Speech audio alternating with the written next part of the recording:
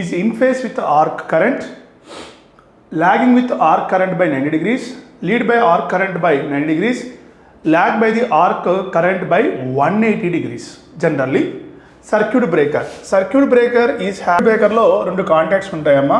This is the contacts made by the copper alloy, fixed contact, and one more is the moving contact like this.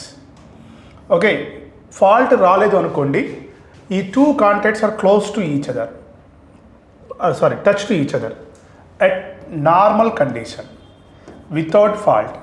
So ఎప్పుడైతే fault అక్కరయ్యో with help of relay ద్వారా ఈ రెండు contacts open అవుతాయి, fixed contact, moving contact.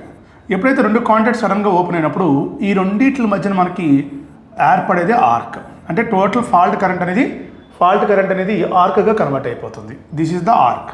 మరి ఈ arc nature ఎలా ఉంటుందో మనం తెలుసుకోవాలి. The nature of the arc, this is very important ma. The nature of arc is pure resistive nature untundamma. Pure resistive మైందో the voltage across the arc. So ఎప్పుడైతే arc ఏర్పడిందంటే అది open సర్క్యూట్లా కనబడుతుంది కదా. So అప్పుడు voltage across the ఆర్క్ని మనం arc voltage అంటాం. Arc voltage fixed contact నుంచి moving కాంటాక్ట్కి వెళ్ళే కరెంట్ని ఫాల్ట్ కరెంట్ వల్లే కదా ఇక్కడ ఆర్క్ ఏర్పడింది. ఇప్పుడు ఈ ఆర్క్ వోల్టేజ్కి ఫాల్ట్ కరెంట్ రిలేషన్ ఎలా ఉంటుంది అన్నాడు.